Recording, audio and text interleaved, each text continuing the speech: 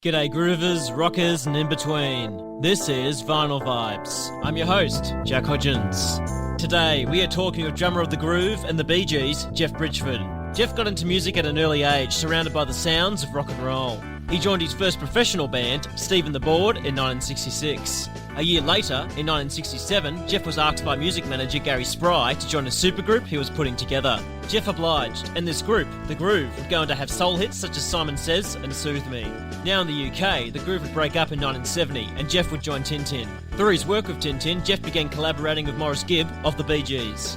In 1970, the Bee Gees reunited after a short breakup, and with Geoff in the right place at the right time, he became the drummer of the Bee Gees. He would go on to play on Bee Gee hits such as How Can You Mend a Broken Heart and Lonely Days.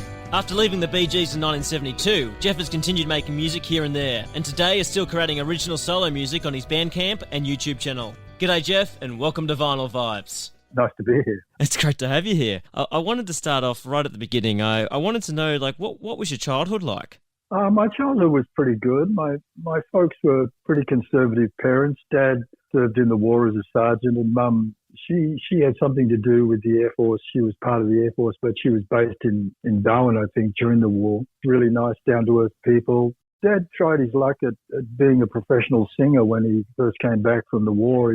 He enjoyed singing, and he got involved with doing some radio work. After the war, he got involved in doing some radio work and they called him Ken Bridgeford, the Australian street singer crooner. He sounded like Bing Crosby. That's who he sort of mimicked. So I grew up with a lot of music in the house because Dad used to sing all the time. Like I said, he used to do radio shows. I remember growing up listening to Bing Crosby, Doris Day, Nat King Cole, Harry Belafonte, Al Jolson. So there was a lot of music in the house. And Mum used to love to sing too. They used to sort of sing together, but for Dad it was kind of a serious thing. So yeah, I think even probably when I was in the womb in my mum's, I probably could hear my father singing in the background, So there was definitely a musical influence that came from Dad. Did rock and roll have an impact at all? I remember Buddy Holly. I think one of the first 45s I ever bought was Buddy Holly, True Love Ways, from memory. But one of the jobs I had, I tried to get a few jobs before I got involved in music, and none of the jobs worked out. But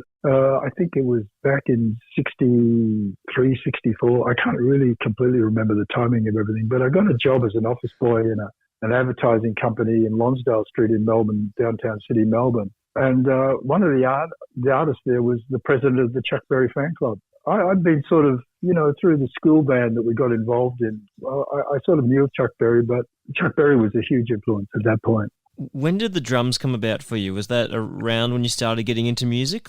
When did that happen? I remember when I first started going to dances, when that happened, they had rock dances in Melbourne Town Hall, and they used to have jazz dances at the Glen Iris RSL. And I tended to go to the jazz dances. I sort of felt the vibe was a little bit different amongst the people compared to the rock dances where people wanted to have a few fights from time to time, Whereas that never really happened so much at the jazz dances. But I remember falling in love with the Red Onions trade jazz band. Yeah. And there was a great drummer called Alan Brown. And I remember watching him and thinking, that just looks so cool. Nothing had musically translated to me about being a drummer. It just looked really cool. And I would say that Alan Brown and the Red Onions was the first real clear indication that I wanted to get up on stage and I wanted to play drums and get involved in that aspect of musicality in my life. When I started to get involved in music with a couple of guys at school, and I remember going to see the Easy Beats at My Music Bowl, and I went to see the Rolling Stones at the Palais in 1965. And all of that started to swing me in the direction of thinking, this seems like a really great thing to bring into my system, to be on stage playing music for people. But the thing about the drums is kind of interesting. What crosses my mind is when we first got together, the four of us schoolmates, and we sort of, everybody wanted to be like the Beatles. Everybody got the pants, the boots, the ties and all of that stuff. And everybody was trying to figure out who they wanted to be, I wanted to be a bass player. I thought Paul McCartney was a pretty cool bass player. And Bill Watts, I thought he was a pretty cool bass player, so I thought about playing the bass. And from memory, when the guy who wanted to play drums, he was away on holiday, and we found a couple of drums that were for sale somewhere. And I remember talking my parents into buying them for with the other guy who was going to be the drummer. And in the course of waiting for them to come back to holiday, I just started tapping away on the drums that we had at home and thought, I think I'm going to be a drummer, So it just sort of evolved. I don't remember anything sort of specifically more memorable than that. I look at the early pictures of the band that we had, the Kingpins, and I'm standing there with a pair of maracas and I'm sitting behind a drum kit and some sort of drum kit. So it just sort of happened, I think you used to go to a store called Alan's Music Store a lot, and that's kind of how you came to join Steve and the Board, if I'm right on that. Yeah. Yeah. I used to go to Alan's every lunchtime, Monday to Friday, and kind of befriended one of the girls who worked there, and they had listening booths at Alan's in those days, and you could hear the latest releases that were coming from overseas. And I remember she said to me one day, she said, you're a drummer, aren't you? And I said, yeah. She said, you're looking to play full time. I said, well, that'd be the go, that'd be sort of what I'm interested in doing. And she said, I just got back from this club called 10th Avenue up on Burke Street. They did this lunchtime thing, and there was a band there called Steve and the Board. And she said that they were saying that there are any drummers in the audience because they're looking for a drummer. And she said, as a matter of fact, they got a record that's number 3 on the charts at the moment here in Melbourne called the Giggle-Eyed Goo. And she said, you want to have a listen? So she played me the song. And as much as I thought it was a strange song, I just liked something about the vibe of where they were coming from. And the fact that it was original was really, really good as well. And so I went up to 10th Avenue and walked up to Steve Kipner, who was a singer in the band, and said, someone told me you're looking for a drummer. And he said, yeah, we are. Our drummer's going to England. And he said, do you want to audition? I said, sure, I'm here. Let's do it. We came up with that song, Gloria, which I'd played in the little local band I was in. And everybody knew Gloria. It was one of those cover versions that everybody played. Mm-hmm. And so we played Gloria. And at the end of the song, Steve said to the audience, we just auditioned a new drummer. His name's Geoff. Just wondering what everybody thought. And so because they were so popular at the time, all the girls just sort of screamed, yes, he's cool, So Steve just turned around to me and said, you're in. And so that day I went to work and quit and went home and told my mum and dad that I was leaving home and I was moving into the George Hotel where the group was staying, and they were on tour. They were in Melbourne for a while and they were heading to South Australia, I think it was. Did you adjust to that touring lifestyle easily? Like, how was that for you?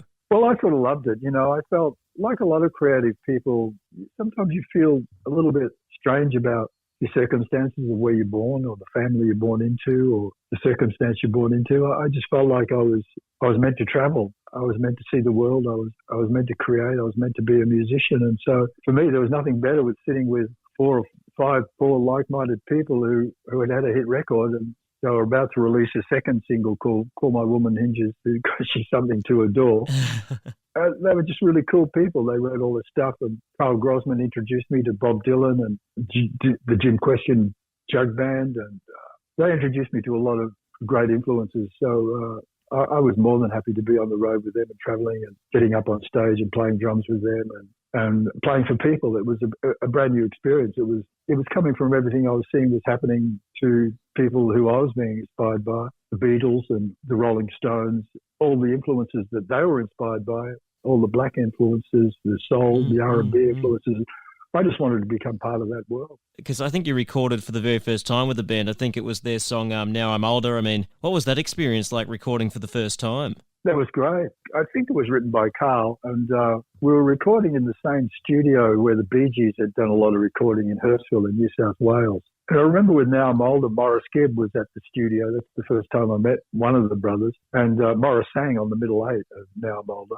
I loved it. And because I was a big fan of Ringo's, I sort of knocked off one of his drum patterns from Tomorrow Never Knows off the Revolver album. Doom, bak, doom, badak, doom, bak, doom, badak. So I grabbed that and put it on Now I'm Older from memory. I think you guys worked a lot with Nat Kipner, who was obviously Steve Kipner's dad. I mean, I think he produced the Now I'm Older single. I mean, what was he like to work with? He was a nice guy. He was very energetic, very creative, very spontaneous, very prolific as a songwriter. He was just a ball of energy, that, I think he started up the Spin label for EMI and he signed the Bee Gees. And I remember him just being very influential. And once again, I had a little bit to do with him when I ended up being in London in the early 60s and late 60s, early 70s. And yeah, he was a nice guy.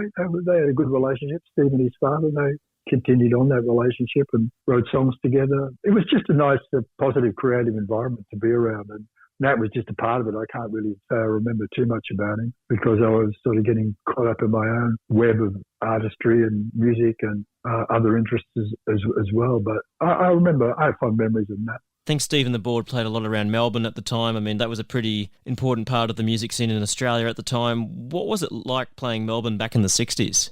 It was incredible, like the Groove as well. Steve and the Board, when we would go out on a Saturday night, you would play 2 or 3 gigs. You would just do your spot and you would use other people's equipment. You would just bounce in and do 20 minutes or 25 minutes and bounce off and jump in your car and go to another hall and do the same thing, you know.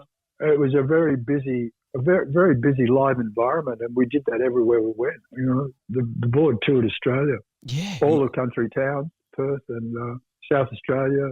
I think the furthest we went in Queensland was Brisbane, but we went to Tasmania. We did all the states. We played so many gigs; it was unbelievable. You were in Steve and the Board for about a year or so, and then you got a knock on the door by a guy called, I think it was Garry Spry, putting together a band called The Groove. I mean, take me through that moment. Yeah, it was a very interesting moment because I still don't know.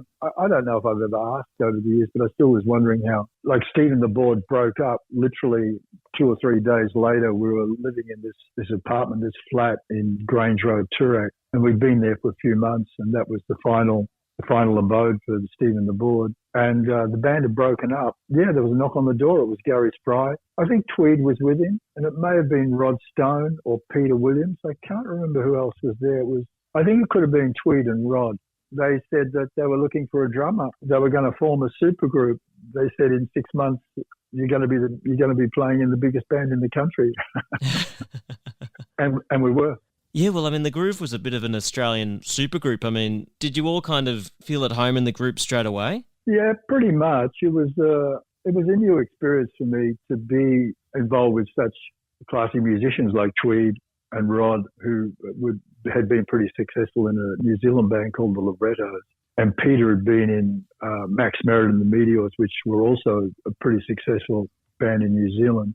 And they all brought this real sort of fusion of jazz, R&B, soul, which I hadn't been that familiar with, really. And it was good to become familiar with some of those influences of the Isley Brothers, Sam Cooke, Sam and Dave, Solomon Burke, Wilson Pickett, all that kind of soul R&B style music was just.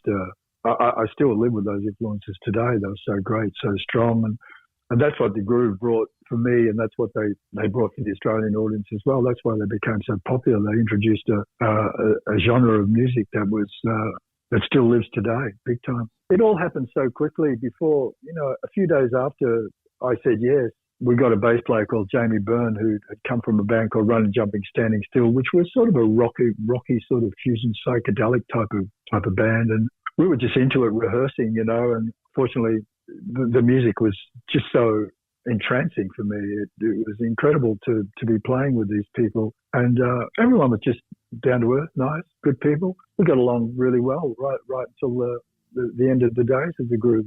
We all got along as brothers. It was a good chemistry. There was no sort of funny chemistry between us, and everyone was very influential for me and very friendly. Yeah, we were like brothers, and the musical influences just swept over us all, and we became very involved in those influences, and a lot happened in the Groove, and a lot of original music started to develop towards the end of the group when we changed our name to Eureka Stockade in England.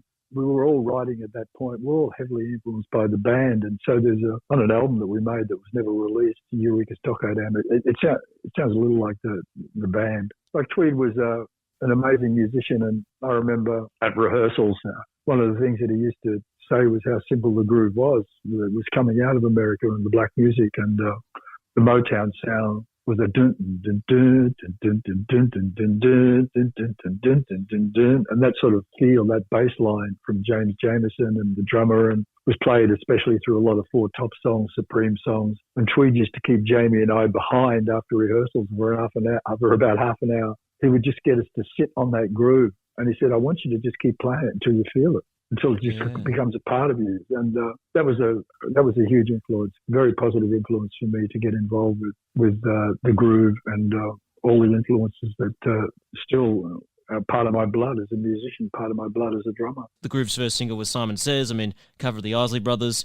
What inspired the band to pick that particular song as the first single? It was just something I think that was a strong influence from Peter. You know, I was just along for the ride, to tell you the truth, Jack. You know, I just remember being involved in this myriad of influences and circumstances that unfolded. And before I know it, I was learning Simon Says, and then it became a hit, you know. Yeah.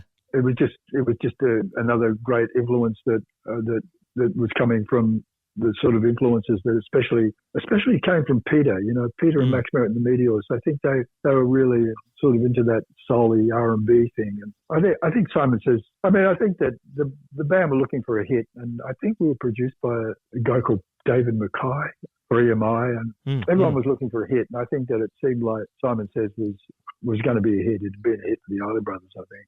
In saying all that, when you guys are recording as the Groove, was that a different experience for you to recording with like Steve and the Board? Yeah, well, I only recorded 4 songs with Steve and the Board, 2 singles that had B-sides. It was a whole new world to be in a recording studio and to be working with that. I've not listened to the Groove album much at all over the years.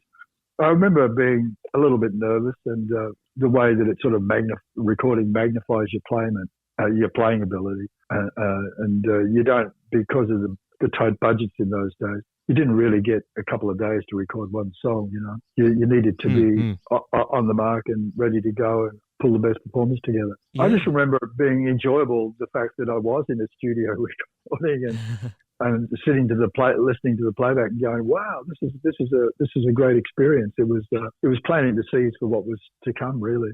February 1968, the Groove did a national tour. Do you have any memories from that national tour? We toured so much. Yeah. That started with Steve and the Board, and then with the Groove, and that's why I said up front about it's been a long time, and not only have I toured with these couple of groups, I've toured a lot, and as the years went over and went by, I remember being more comfortable.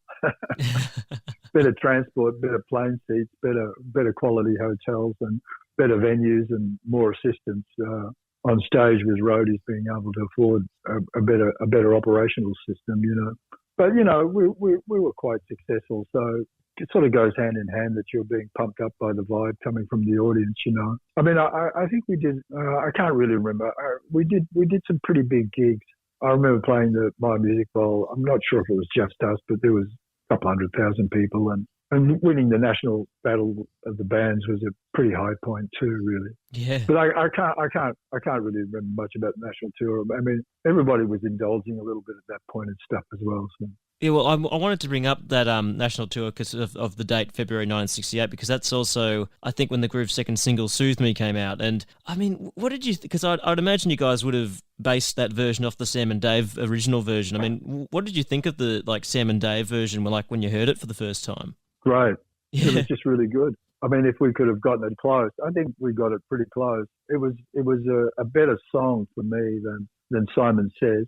We just loved that song, and so did the audience. It was a good crowd participator. People got involved. But I love Sam and Dave. You know, all their stuff. Because that kind of gets me thinking too. Like when you guys were working out the soul covers that you guys were doing, did you guys jam on the songs, or did you sit down and work it out? Like, what was the process? I think we jammed on songs. I remember there was a lot of jamming that went on in the Groove, especially when we were away from the high-profile sort of pop gigs that we did when we were quite successful. We used to play around cities and play 2 or 3 shows a night. But we ended up playing clubs in Melbourne. Like one particular club I remember was a club called Bertie's, I think it was called. And it was up in Spring Street, I think, in Melbourne. And we used to do the whole night there. And we'd play 3 or 4 sets, and we just used to jam. We used to play the songs that we released, which were the single like a single like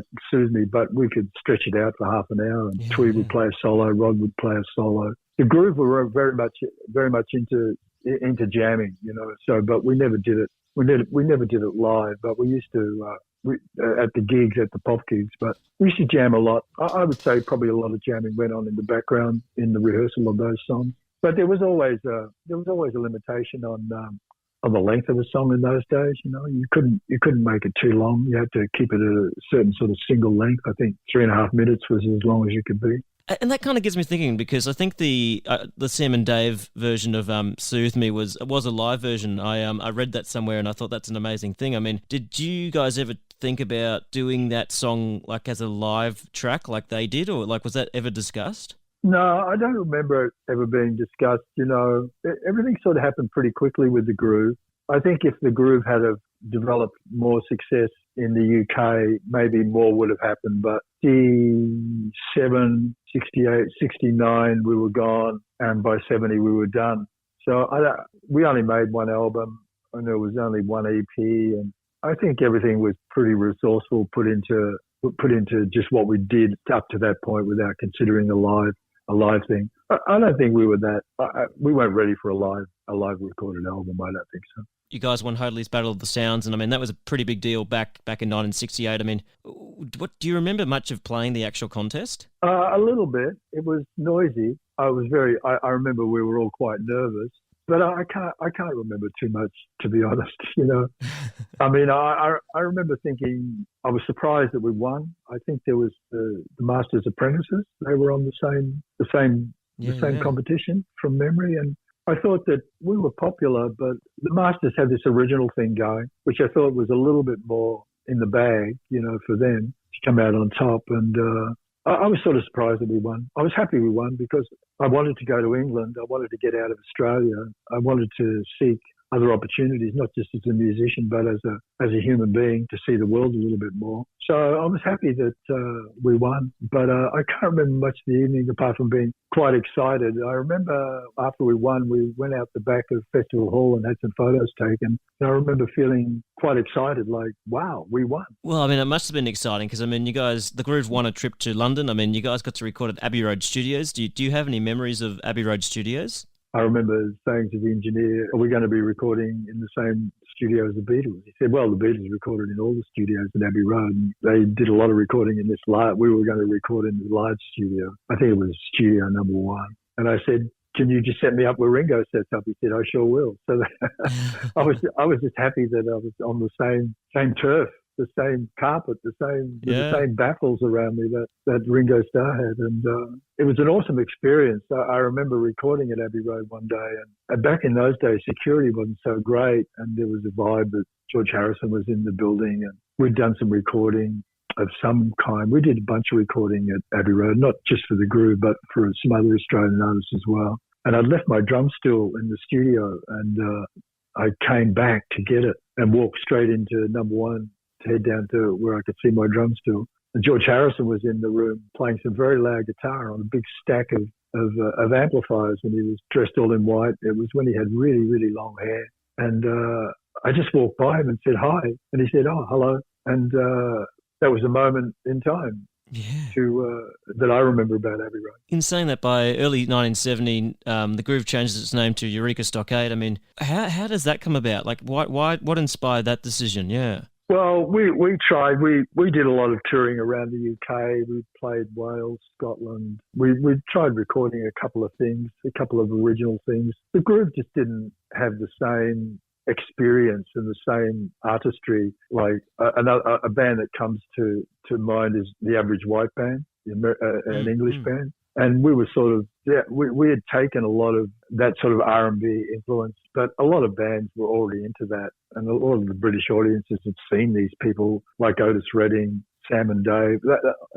They'd seen these people live. So we were sort of a faint impression of a lot of the stuff that the Brits were privy to personally, you know. And so we felt that we'd just arrived, and we weren't, I don't think we were up to the par, and I think EMI felt the same. So we decided to sort of change the format a little bit. We all got highly influenced by the band. So we decided that we were going to go a little bit more Americana, country, R&B, and we were going to write all our own songs. And so we did that for about 6 or 7 months, and we recorded an album under the name. We changed the name to give it a bit more of a cultural reference to being an Australian band. Eureka Stockade, and a few songs about that occasion that happened, and a few historical songs that related to Australia, but it just wasn't strong enough, you know. We weren't really strong enough to make it work, you know. I mean, that's the only sort of simplistic answer. I could probably be a little bit more adventurous in my storytelling about it all, but a lot of groups had a go at becoming successful, and a lot of groups didn't make it. Yeah. In Australia, in America, everywhere all around the world, and the groove just hit a point in England where we played a lot of gigs. We'd tried to, the record company gave us a few shots, and nothing worked out for them, and they were just looking for something a bit more commercial, a bit more better, a bit more original, you know.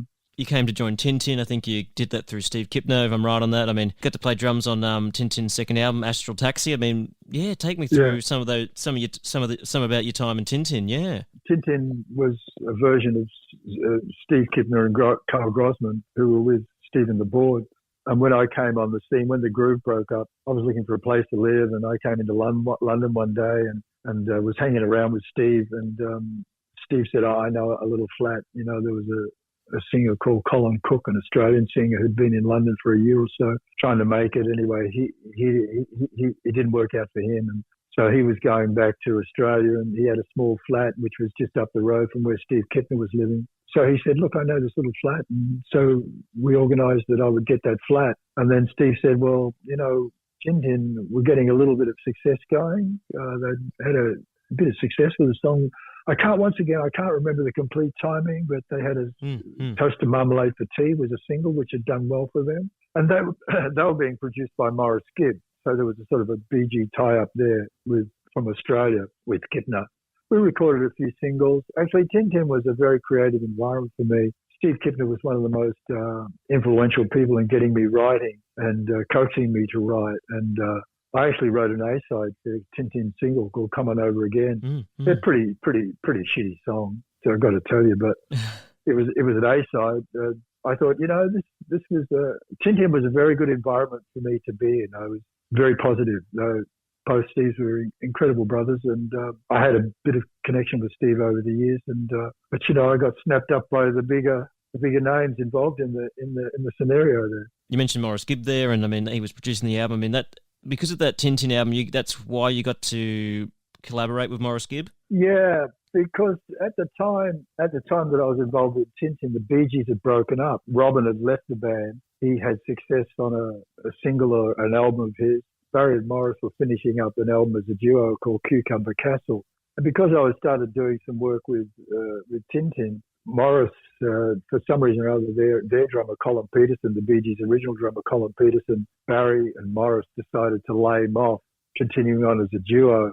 And Morris said to me one day during the course of meeting up with him in the sessions for Tintin, we're trying to finish off an album called Cucumber Castle. Would you mind coming by and playing drums on a couple of tracks? And I said, no worries. So I went by and played drums on a couple of tracks, and then Barry and Morris, the Bee Gees, broke up. So they were no longer the Bee Gees. Morris was doing a solo album, which I played on, which was never released, but I played on a solo album, and Morris was called The Loner. And then I played on some of Barry's stuff. But, you know, they sort of the brothers got to a point where they just sort of needed each other for commerce, really. Barry wasn't going to release his solo album. Morris wasn't going to release his solo album.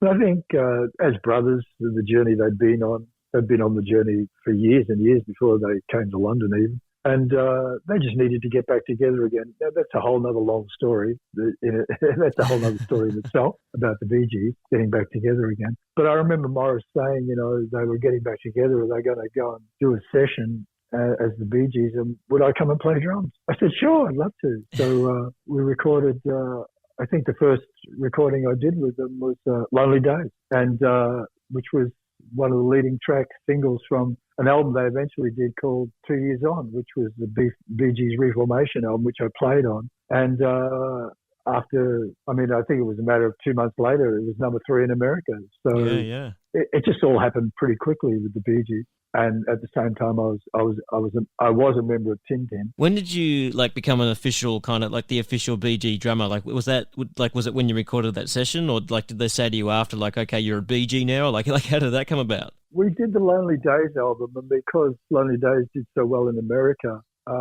they wanted a tour was organised to go to America. And because Tin Tin had done pretty well with Toast and Marmalade, I think they got in the top 10 in America as well. They were going to be the support, like we were going to be the support in the meeting with the brothers to go to America for the Lonely Days tour, over the 2 years on tour. They said, well, you'll be playing drums for us. And I said, well, I'll be also playing drums with Tin Tin, right? And they said, well, no, you can't play drums for Tin Tin. You got to play drums for us. So it was a bit of a disappointment. Tin Tin ended up doing the tour with us as support without a drummer. But it was pretty unusual. I really wanted to be a member of Tin Tin. I was happy as a member of Tin Tin. At that point, I wasn't really wanting to be a Bee Gee. I just was a hired gun for them on that first tour of the States. That tour went very well, and we had it all just sort of, things really moved quickly. It worked out to be a good tour for Tin Tin and a good tour for the Bee Gees. The Bee Gees sold out every concert. We played with a live orchestra on every concert we played at the States in that tour. But it's when we got back, they wanted to do another album, and they were going to call it Trafalgar. And it was at the opening sessions of that album that they came up to me and asked me if I wanted to join the band. I remember it being a little bit unusual because I wanted to be a member of Tin Tin. I wanted to stay with that band. And I remember talking with Steve Kipner about it and saying, well, they're asking me to become a Bee Gee, and he said, are you crazy? They're the Bee Gees. They've already had huge international hits, Massachusetts, To Love Somebody, Mining Disaster, whatever they were at that time, Words, they'd already had quite a lot of hits, and they got number 3, which is pretty good. I think it was Lonely Days was the highest one they got in the States. Anyway, he's saying you can't say no to this. So I remember saying, well, yes, I'll become a Bee Gee. I've not forgotten the privilege it was to become asked to join the band, to become a Bee Gee. It was an absolute honour and privilege to spend time with the brothers, their artistry, their musicianship, profound, prolific way of working, and their very experimental way of working. They were on the ship, of success way back, and they deserve everything that's happened. But it just didn't suit me. Ultimately, it just didn't suit me to be part of that team.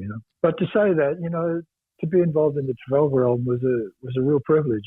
I was a part of the Bee Gees. I was an actual Bee Gee. I was featured on that cover, and I was involved on that album, not as a writer, but as a creative entity. I was involved on that album as the other 3 of them were. And to this day, I still remember Barry coming into the studio one day and saying, I've got this really nice country song. Do you want to play it down with me? And I said, sure. And I said, what's it called? He said, it's called How Can Mend a Broken Heart. Yeah. And he and I recorded it, acoustic guitar and drums. Yeah. And then Morris came and put on the bass and put on the piano. And then 3 weeks later, when I went back to hear after the orchestra had gone on, I was absolutely blown away. And it deserves to be the number 1 song it is. I think that was the Bee Gees' first US number 1 hit. I mean, what was that like to be a part of that? Yeah. Magical. Yeah. Completely magical to go back to America after the Lonely Days tour, and to go back as an actual Bee Gee. And I think I was the first Australian artist ever to get a number 1 record in America, even before anybody else. Although it was the Bee Gees, so it's registered as the Bee Gees, and the Bee Gees were sort of semi-English. But I think as Geoff Bridgford being a part of the Bee Gees, I was very proud of that moment. And so the gigs were astronomically bigger. It was first class on steroids. That whole second tour. Yeah, I mean, you mentioned there too, and I did have a look at this. That you were the first Aussie to kind of be featured on a US number 1 hit. I mean, I had a look through the list of number 1 hits in the Billboard Top 100, and I have to say, I think you're right. I looked through the list of people and all the songs, and I think it's actually pretty much right. You were the first ever Australian-born person to be featured on a US number 1 hit. I mean, that's got to be amazing for you. Yeah, I think that I thought I Am Woman or Olivia came first, but I don't think so.